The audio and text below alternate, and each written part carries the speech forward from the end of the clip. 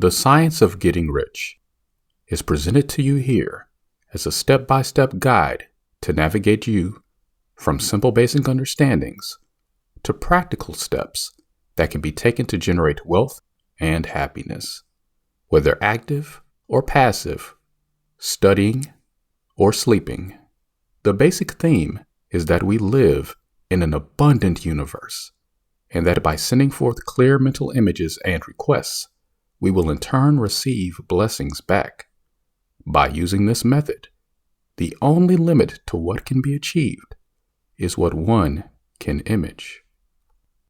This guide is pragmatical, not philosophical, a practical manual, not hypothetical theory. It is intended for the men and women whose most pressing need is for money, who wish to get rich first and philosophize afterward. It is for those who have, so far, found neither the time, the means, nor the opportunity to go deeply into the study of metaphysics, but who want results and who are willing to take the conclusions of science as a basis for action without going into all the processes by which those conclusions were reached. It is expected that the reader will take the fundamental statements upon faith, just as he or she would take statements concerning a law of electrical action if they were promulgated by a Marconi or an Edison, and taking the statements upon faith that they will prove their truth by acting upon them without fear or hesitation. Every man or woman who does this will certainly get rich, for the science herein applied is an exact science, and failure is impossible. For the benefit, however, of those who wish to investigate philosophical theories and so secure a logical basis for faith, I will here cite certain authorities.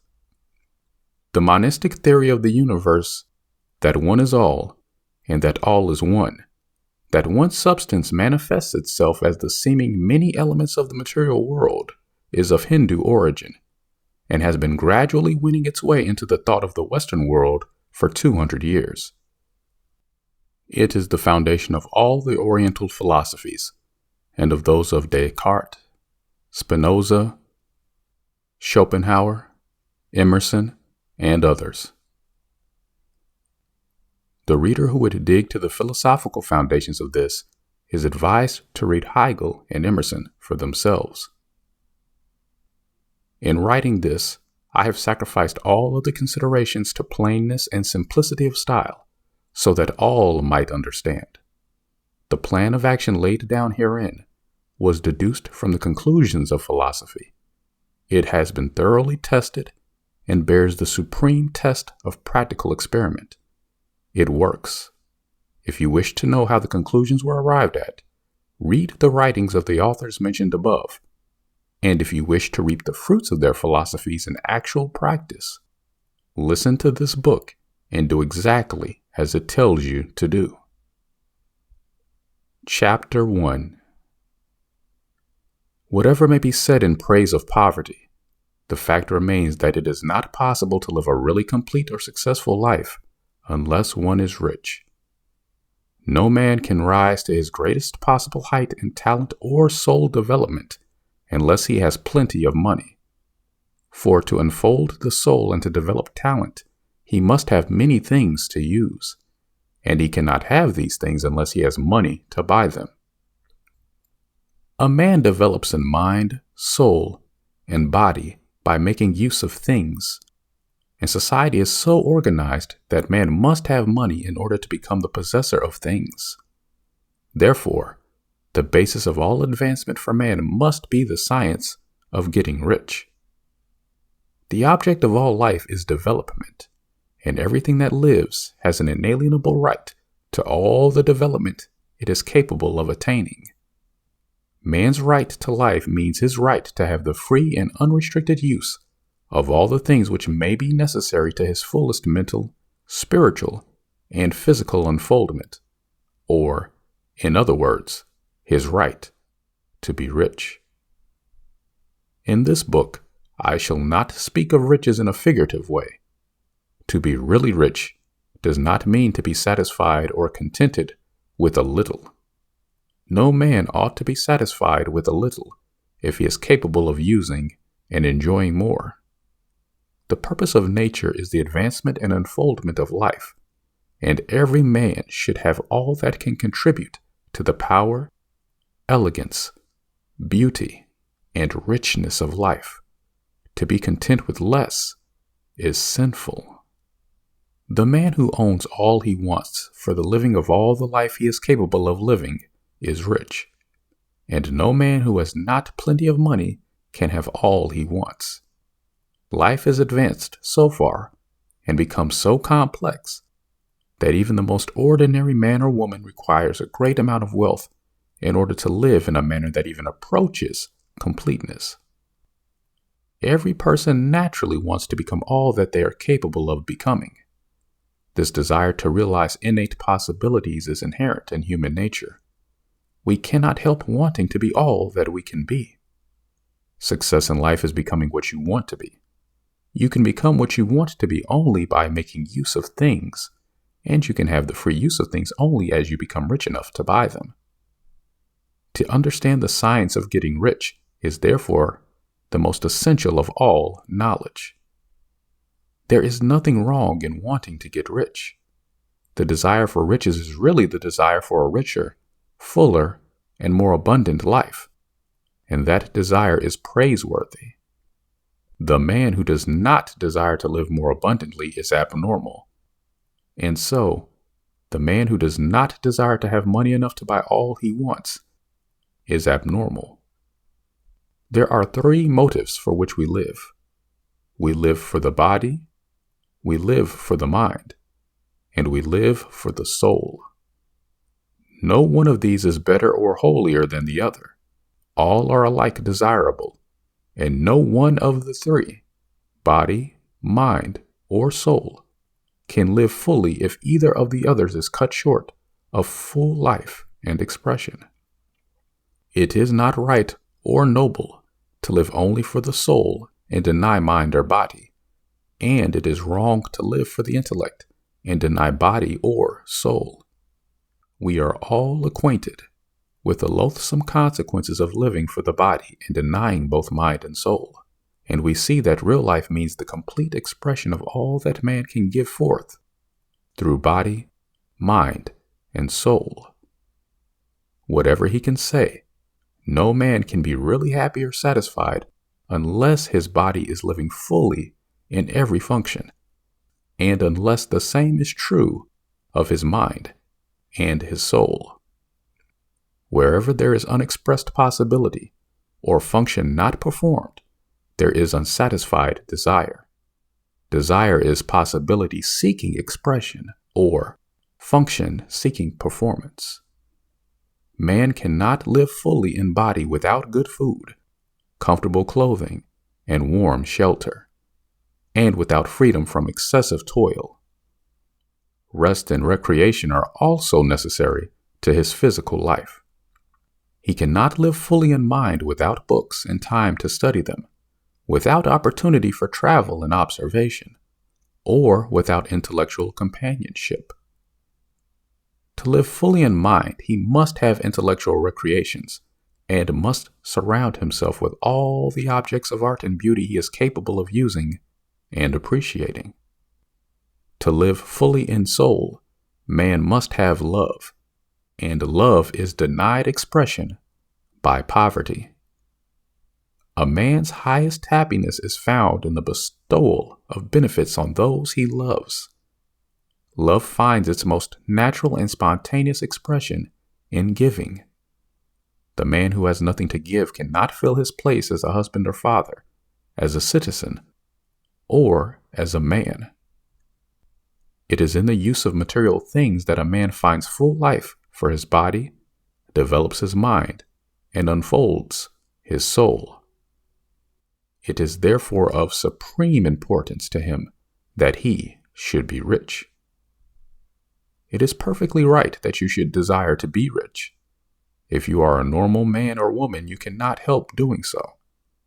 It is perfectly right that you should give your best attention to the science of getting rich, for it is the noblest and most necessary of all studies. If you neglect this study, you are derelict in your duty to yourself, to God and humanity. For you can render to God and humanity no greater service than to make the most of yourself. Chapter 2. There is a science of getting rich, and it is an exact science, like algebra or arithmetic. There are certain laws which govern the process of acquiring riches. Once these laws are learned and obeyed by any man, he will get rich with mathematical certainty. The ownership of money and property comes as a result of doing things in a certain way. Those who do things in this certain way, whether on purpose or accidentally, get rich, while those who do not do things in a certain way, no matter how hard they work or how able they are, remain poor. It is a natural law that like causes always produce like effects, and therefore, any man or woman who learns to do things in a certain way will infallibly get rich. That the above statement is true is shown by the following facts. Getting rich is not a matter of environment, for if it were, all the people in certain neighborhoods would become wealthy.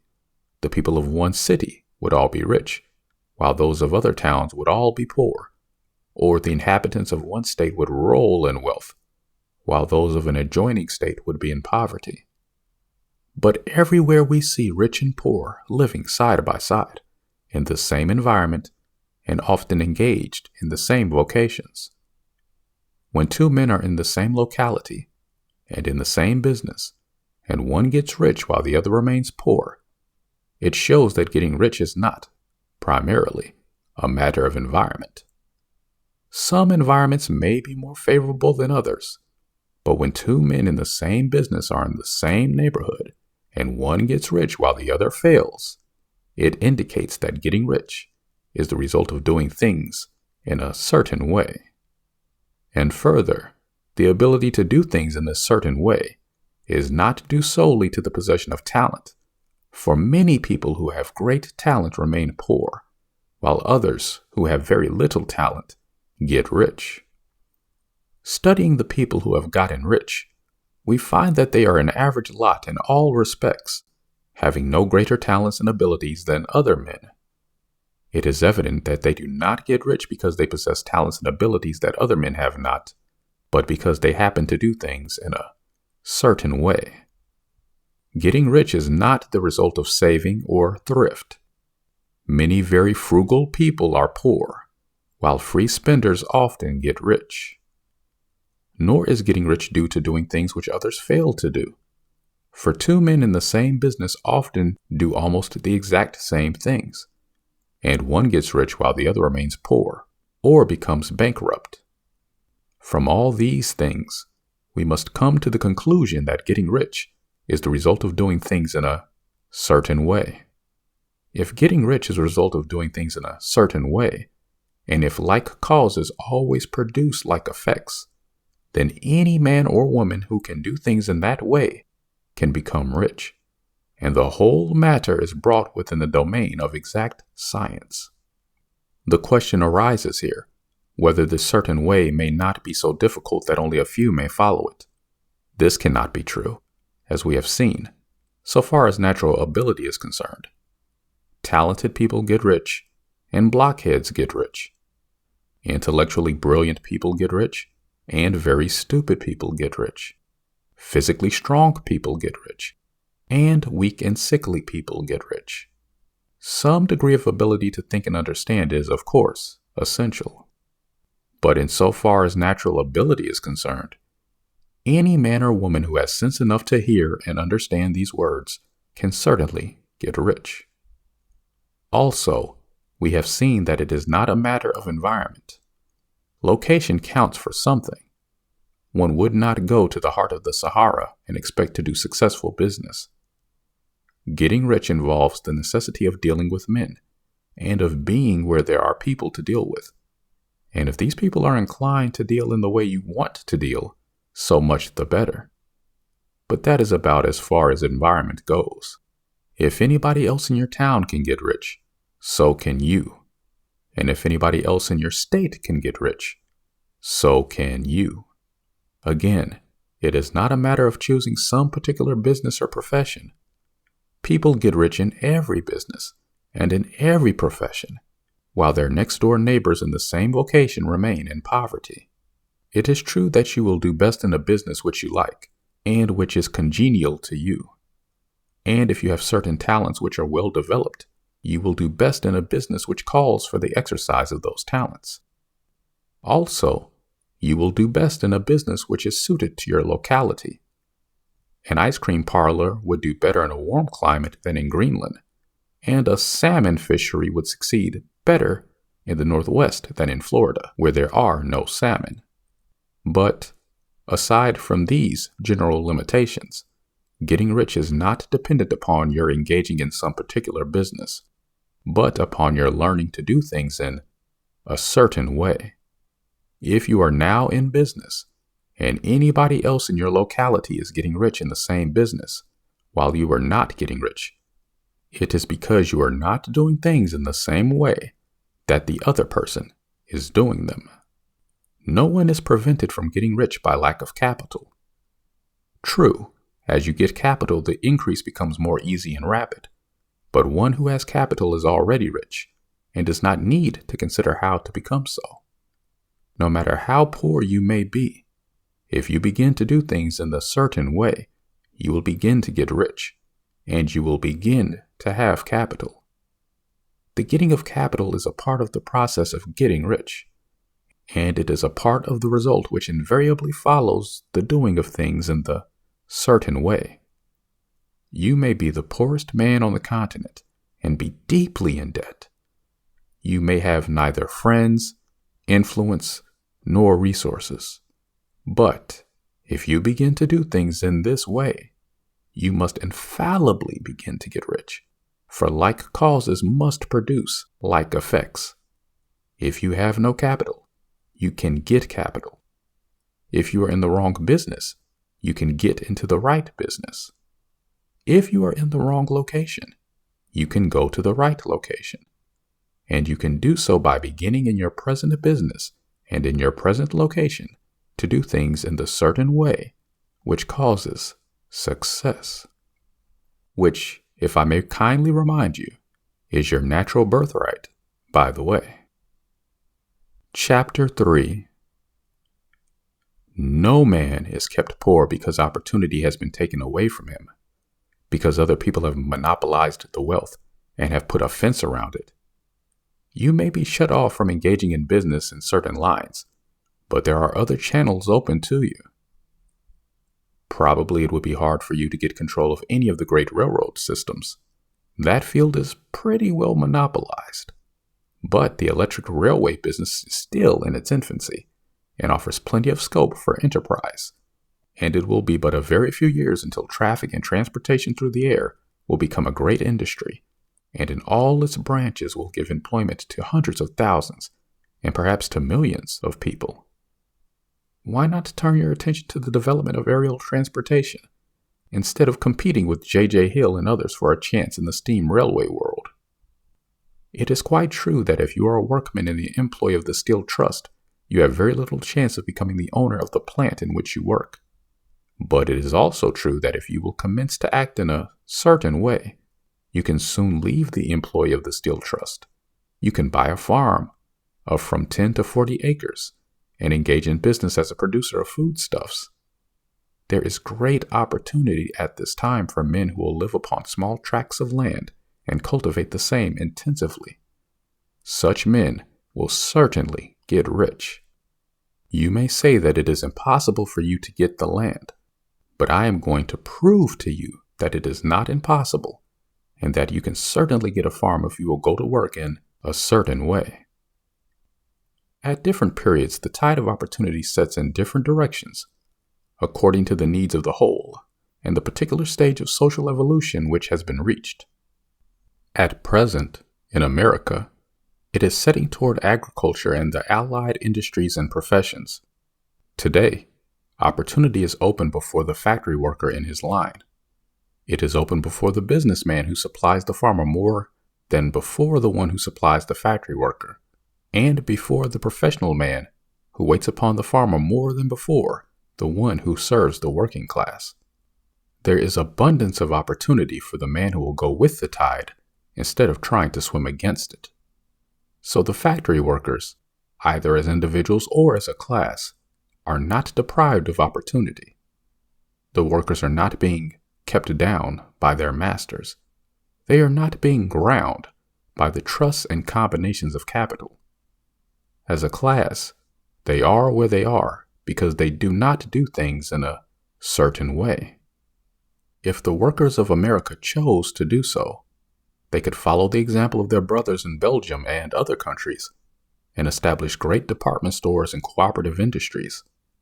They could elect men of their own class to office and pass laws favoring the development of such cooperative industries. And in a few years, they could take peaceable possession of the industrial field.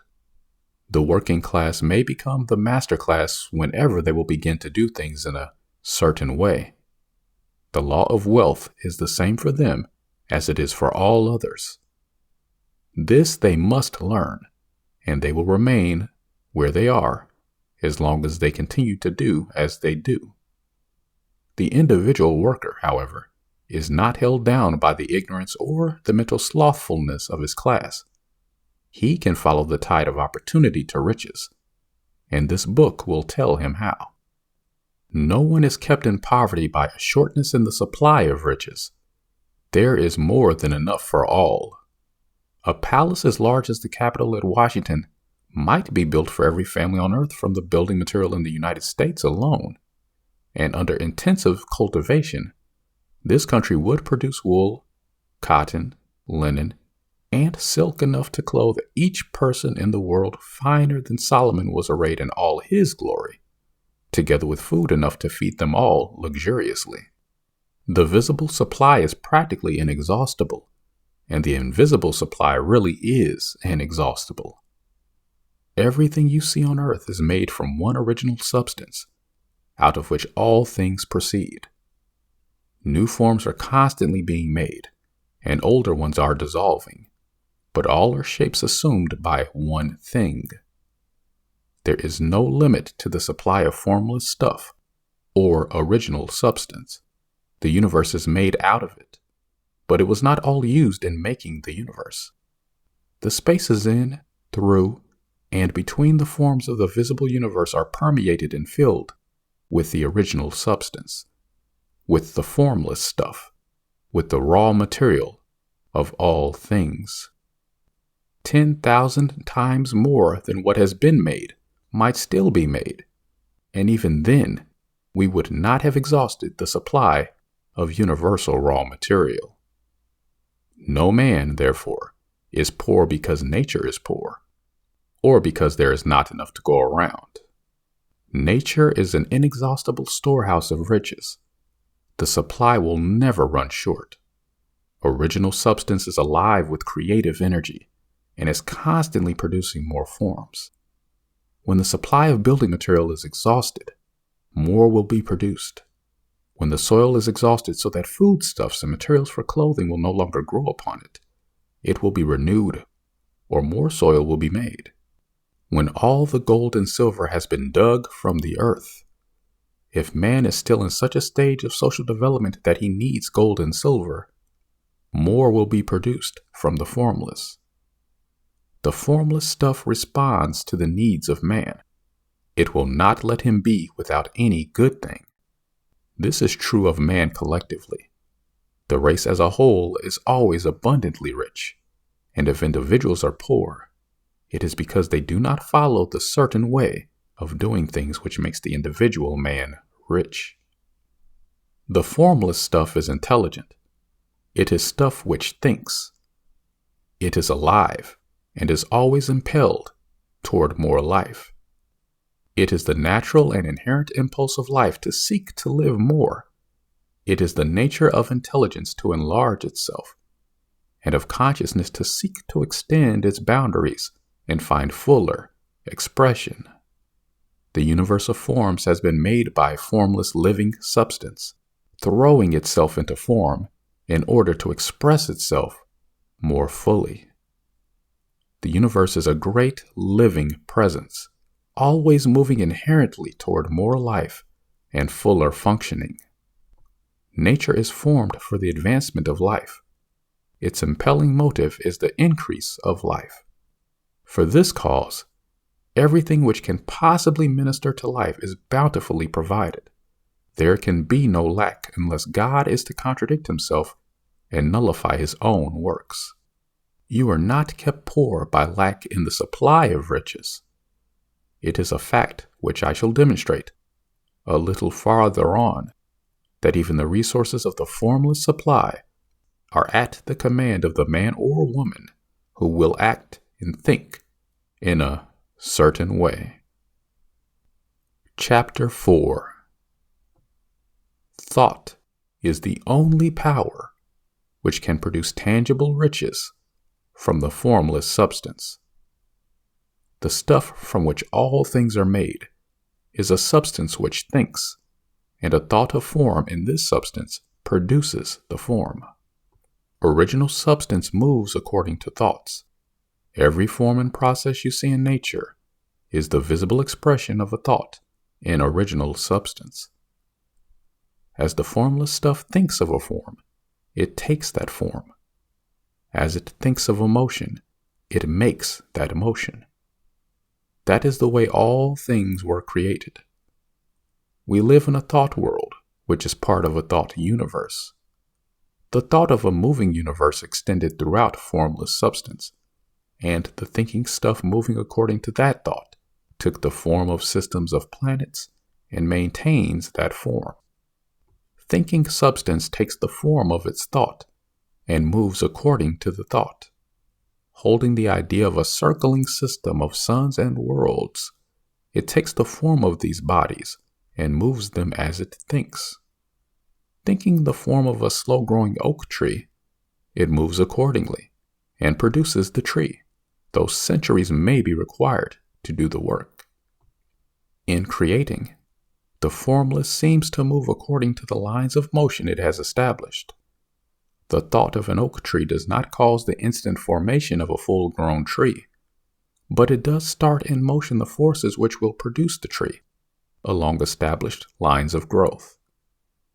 Every thought of form, held in thinking substance, causes the creation of the form, but always, or at least generally, along lines of growth and action already established.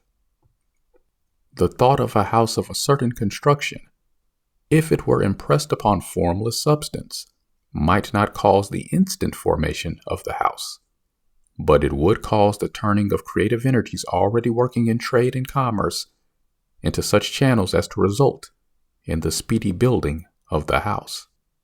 And if there were no existing channels through which the creative energy could work, then the house would be formed directly from primal substance, without waiting for the slow processes of the organic and inorganic world. No thought of form can be impressed upon original substance without causing the creation of the form. Man is a thinking center and can originate thought. All the forms that man fashions with his hands must first exist in his thought. He cannot shape a thing until he has thought that thing. And so far man has confined his efforts wholly to the work of his hands. He has applied manual labor to the world of forms, seeking to change or modify those already existing. He has never thought of trying to cause the creation of new forms by impressing his thoughts upon formless substance. When man has a thought form, he takes material from the forms of nature and makes an image of the form which is in his mind. He has, so far, made little or no effort to cooperate with formless intelligence to work with the Father. He has not dreamed that he can do what he seeth the Father doing. Man reshapes and modifies existing forms by manual labor. He has given no attention to the question whether he may not produce things from formless substance by communicating his thoughts to it. We propose to prove that he may do so, to prove that any man or woman may do so, and to show how. As our first step, we must lay down 3 fundamental propositions. First, we assert that there is one original formless stuff, or substance, from which all things are made. All the seemingly many elements are but different presentations of one element. All the many forms found in organic and inorganic nature are but different shapes, made from the same stuff. And this stuff is thinking stuff. A thought held in it produces the form of the thought. Thought, in thinking substance, produces shapes. Man is a thinking center, capable of original thought. If man can communicate his thought to original thinking substance, he can cause the creation or formation of the thing he thinks about. To summarize this, there is a thinking stuff from which all things are made, and which, in its original state, permeates, penetrates, and fills the interspaces of the universe. A thought, in this substance, produces the thing that is imaged by the thought. Man can form things in his thought, and, by impressing his thought upon formless substance, can cause the thing he thinks about to be created. It may be asked if I can prove these statements, and without going into details, I answer that I can do so, both by logic and experience. Reasoning back from the phenomena of form and thought, I come to one original thinking substance, and reasoning forward from this thinking substance, I come to man's power to cause the formation of the thing he thinks about. And by experiment, I find the reasoning true, and this is my strongest proof. If one person who listens to this book gets rich by doing what it tells them to do, that is evidence in support of my claim. But if every person who does what it tells them to do gets rich, that is positive proof until someone goes through the process and fails.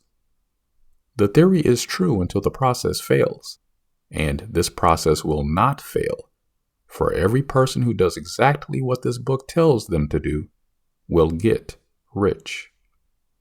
I have said that men get rich by doing things in a certain way, and in order to do so, men must become able to think in a certain way. A man's way of doing things is the direct result of the way he thinks about things. To do things in a way you want to do them, you will have to acquire the ability to think the way you want to think. This is the first step toward getting rich. To think what you want to think is to think truth, regardless of appearances.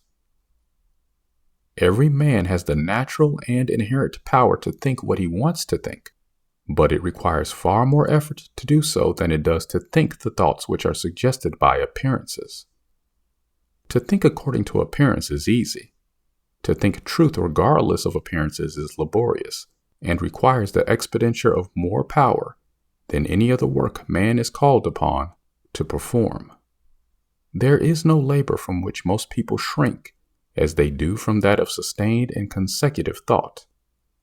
It is the hardest work in the world. This is especially true when truth is contrary to appearances.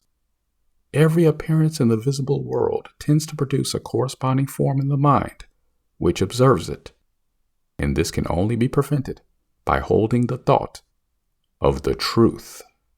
To look upon the appearance of disease will produce the form of disease in your own mind, and ultimately in your body, unless you hold the thought of the truth, which is that there is no disease.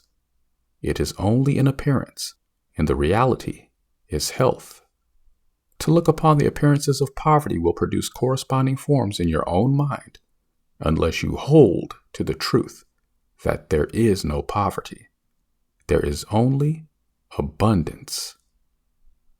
To think health when surrounded by the appearances of disease, or to think riches when in the midst of appearances of poverty, requires power. But he who acquires this power becomes a mastermind. He can conquer fate. He can have what he wants.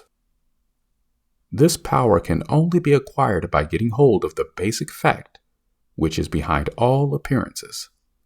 And that fact is that there is one thinking substance, from which and by which all things are made. Then we must grasp the truth that every thought held in this substance becomes a form, and that man can so impress his thoughts upon it as to cause them to take form and become visible things. When we realize this, we lose all doubt and fear, for we know that we can create what we want to create. We can get what we want to have and can become what we want to be. As a first step toward getting rich, you must believe the 3 fundamental statements given previously in this chapter, and in order to emphasize them, I repeat them now. There is a thinking stuff from which all things are made, and which, in its original state, permeates, penetrates, and fills the interspaces of the universe. A thought, in this substance, produces the thing that is imaged by the thought. Man can form things in his thought, and, by impressing his thought upon formless substance, can cause the thing he thinks about to be created. You must lay aside all other concepts of the universe than this monistic one, and you must dwell upon this until it is fixed in your mind and has become your habitual thought. Listen to these 3 statements over and over again. Fix every word upon your memory and meditate upon them until you firmly believe what they say.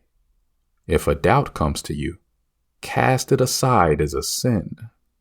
Do not listen to arguments against this idea. Do not go to churches or lectures where a contrary concept of things is taught or preached.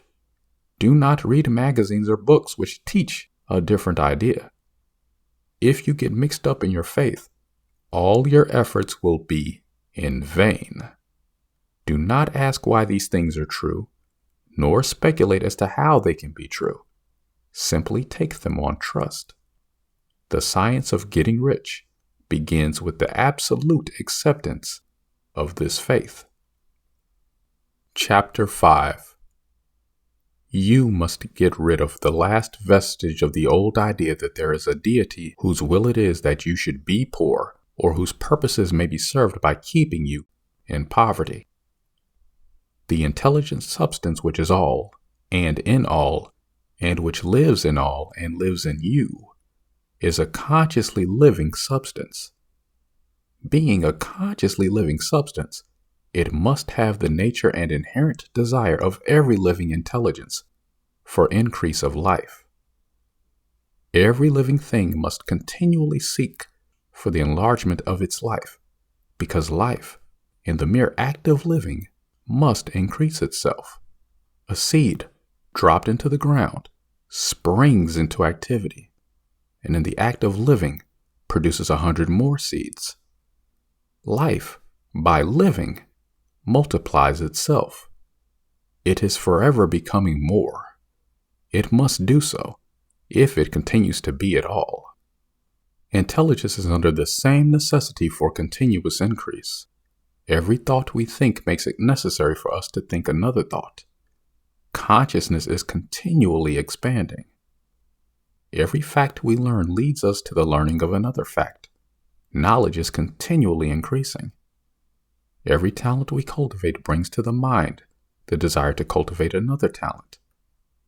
We are subject to the urge of life, seeking expression, whichever drives us on to know more, to do more, and to be more. In order to know more, do more, and be more, we must have more. We must have things to use, for we learn and do and become only by using things. We must get rich so that we can live more. The desire for riches is simply the capacity for larger life seeking fulfillment.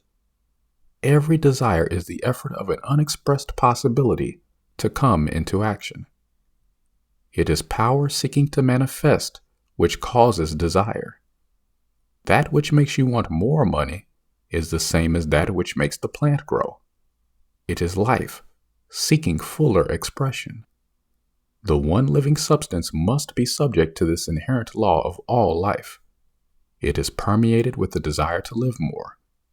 That is why it is under the necessity of creating things. The one substance desires to live more in you. Hence, it wants you to have all the things you can use. It is the desire of God that you should get rich. He wants you to get rich because he can express himself better through you if you have plenty of things to use in giving him expression. He can live more in you if you have unlimited command of the means of life. The universe desires you to have everything you want to have. Nature is friendly to your plans. Everything is naturally for you. Make up your mind that this is true. It is essential, however, that your purpose should harmonize with the purpose that is in all. You must want real life, not mere pleasures of sensual gratification. Life is the performance of function, and the individual really lives only when he performs every function, physical, mental, and spiritual, of which he is capable, without excess in any. You do not want to get rich in order to live swinishly, for the gratification of animal desires. That is not life. But the performance of every physical function is a part of life, and no one lives completely who denies the impulses of the body a normal and healthy expression. You do not want to get rich solely to enjoy mental pleasures, to get knowledge, to gratify ambition, to outshine others, to be famous. All these are a legitimate part of life, but the man who lives for the pleasures of the intellect alone will only have a partial life, and he will never be satisfied with his lot. You do not want to get rich solely for the good of others, to lose yourself for the salvation of mankind, to experience the joys of philanthropy and sacrifice.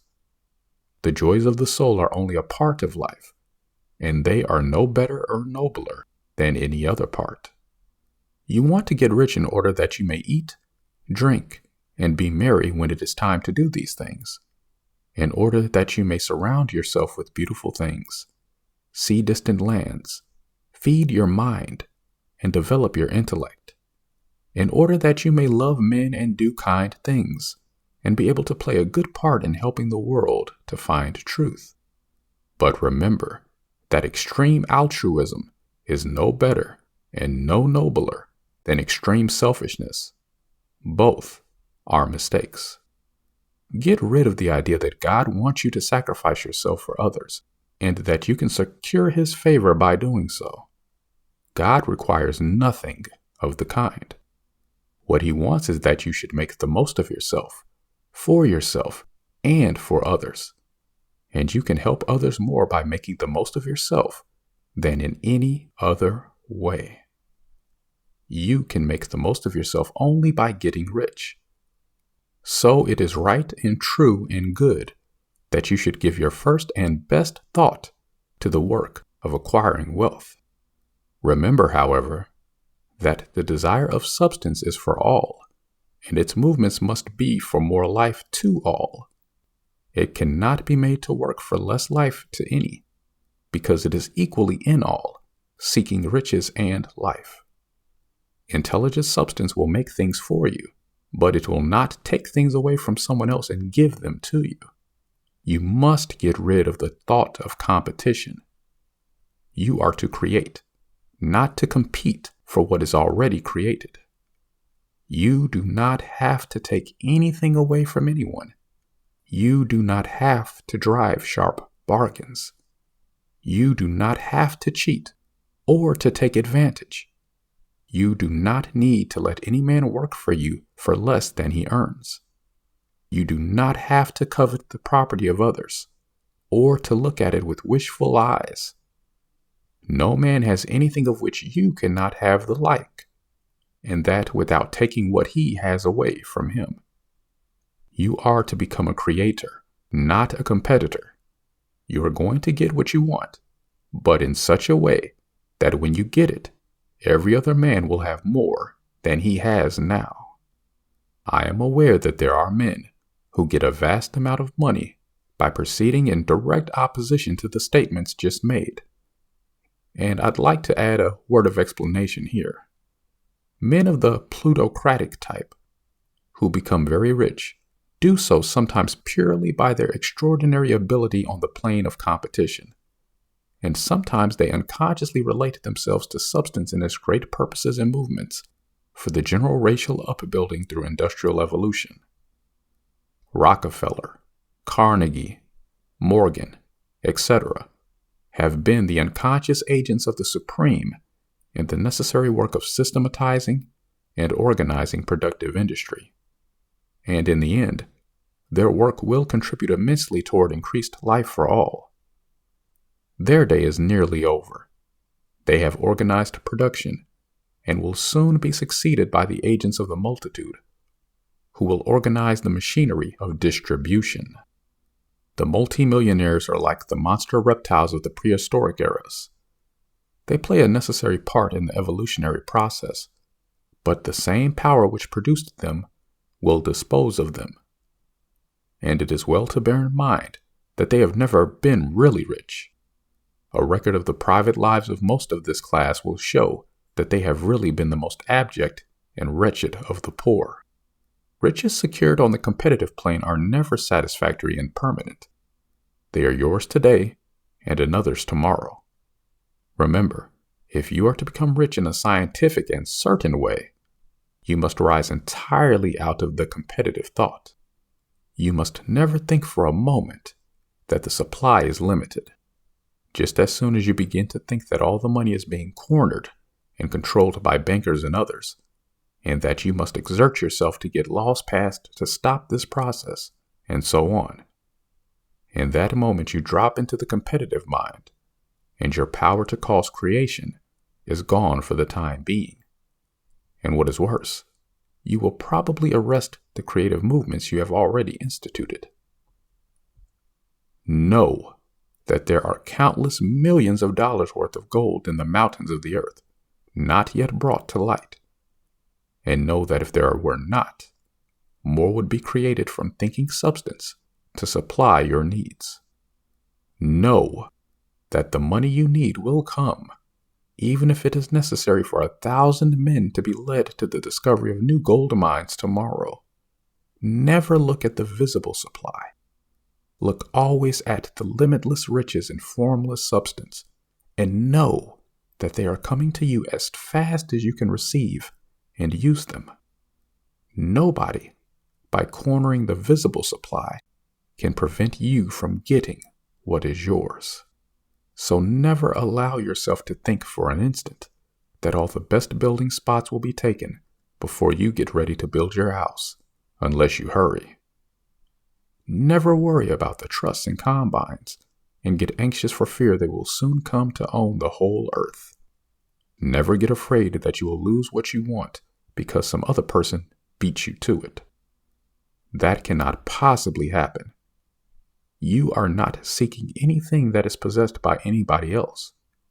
You are causing what you want to be created from formless substance, and the supply is without limits. Stick to the formulated statement. There is a thinking stuff from which all things are made, and which, in its original state, permeates, penetrates, and fills the interspaces of the universe. A thought in this substance produces the thing that is imaged by the thought. Man can form things in his thought, and, by impressing his thought upon formless substance, can cause the thing he thinks about to be created. When I say that you do not have to drive sharp bargains, I do not mean that you do not have to drive any bargains at all, or that you are above the necessity for having any dealings with your fellow men. I mean that you will not need to deal with them unfairly. You do not have to get something for nothing, but can give to every man more than you take from him. You cannot give every man more in cash market value than you take from him, but you can give him more in use value than the cash value of the thing you take from him. The paper, ink, and other material in a book may not be worth the money you paid for it, But if the ideas suggested by it bring you thousands of dollars, you have not been wronged by those who sold it to you. They have given you a great use value for a small cash value. Let us suppose that I own a picture by one of the great artists, which, in any civilized community, is worth thousands of dollars. I take it to Baffin Bay and by salesmanship induce an Eskimo to give a bundle of furs worth $500 for it. I have really wronged him, for he has no use for the picture. It has no use value to him. It will not add to his life. But suppose I give him a gun worth $50 for his furs. Then he has made a good bargain. He has use for the gun. It will get him many more furs and much food. It will add to his life in every way. It will make him rich. When you rise from the competitive to the creative plane, you can scan your business transactions very strictly. And if you are selling any man anything which does not add more to his life than the thing he gives you in exchange, you can afford to stop it. You do not have to beat anybody in business. And if you are in a business which does beat people, get out of it at once. Give every man more in use value than you take from him in cash value. Then you are adding to the life of the world by every business transaction. By listening to this book, for example, you are paying with your time. And if the information provided herein allows you to profit from receiving it, then that was a good time investment. That was good use value given. If you have people working for you, you must take from them more in cash value than you pay them in wages. But you can organize your business that it will be filled with the principle of advancement, and so that each employee who wishes to do so may advance a little every day. You can make your business do for your employees what this book is doing for you. You can so conduct your business that it will be a sort of ladder by which every employee who will take the trouble may climb to riches themselves. And, given the opportunity, if they will not do so, it is not your fault. And finally, because you are to cause the creation of your riches from formless substance, which permeates all your environment, it does not follow that they are to take shape from the atmosphere and come into being before your eyes. If you want a sewing machine, for instance, I do not mean to tell you that you are to impress the thought of a sewing machine on thinking substance until the machine is formed without hands in the room where you sit or elsewhere. But if you want a sewing machine, hold the mental image of it with the most positive certainty that it is being made or is on its way to you. After once forming the thought, have the most absolute and unquestioning faith that the sewing machine is coming. Never think of it or speak of it in any other way than as being sure to arrive.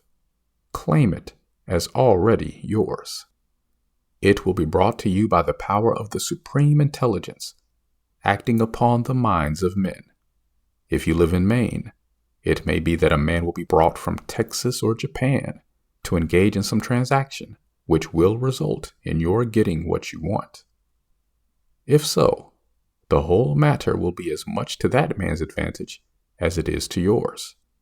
Do not forget for a moment that the thinking substance is through all, in all, communicating with all, and can influence all. The desire of thinking substance for fuller life and better living has caused the creation of all the sewing machines already made, and it can cause the creation of millions more, and will, whenever men set it in motion by desire and faith, and by acting in a certain way. You can certainly have a sewing machine in your house, and it is just as certain that you can have any other thing or things which you want, and which you will use for the advancement of your own life and the lives of others. You need not hesitate about asking largely. It is your Father's pleasure to give you the kingdom, said Jesus. Original substance wants to live all that is possible in you, and wants you to have all that you can or will use for the living of the most abundant life. If you fix upon your consciousness the fact that the desire you feel for the possession of riches is one with the desire of omnipotence for more complete expression, your faith becomes invincible. Once I saw a little boy sitting at a piano and vainly trying to bring harmony out of the keys, and I saw that he was grieved and provoked by his inability to play real music. I asked him the cause of his vexation, and he answered, "I can feel the music in me, but I can't make my hands go right." The music in him was the urge of original substance, containing all the possibilities of all life. All that there is of music was seeking expression through the child. God, the one substance, is trying to live and do and enjoy things through humanity. He is saying, "I want hands to build wonderful structures, to play divine harmonies, to paint glorious pictures. I want feet to run my errands, eyes to see my beauties, tongues to tell mighty truths, and to sing marvelous songs," and so on. All that there is of possibility is seeking expression through men.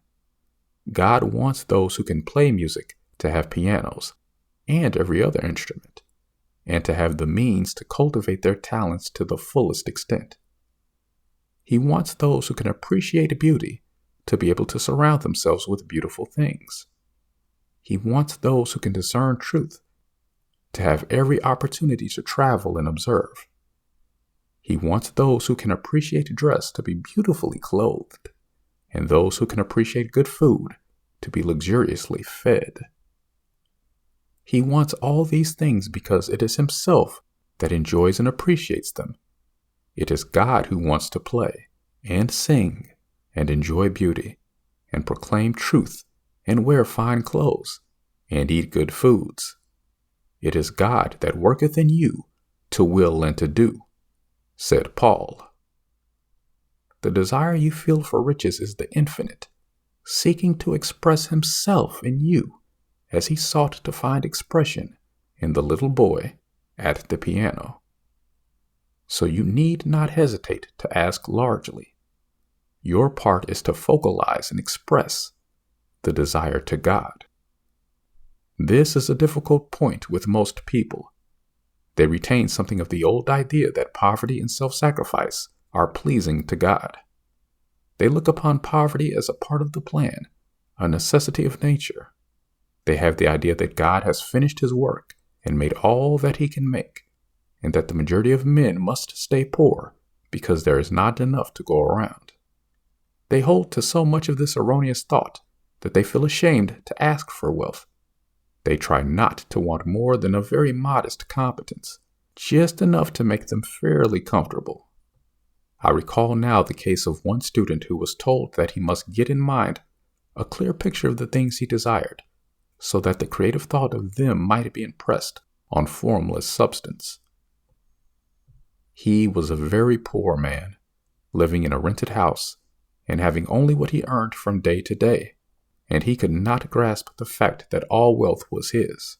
So, after thinking the matter over, he decided that he might reasonably ask for a new rug for the floor of his best room, and an anthracite coal stove to heat the house during the cold weather.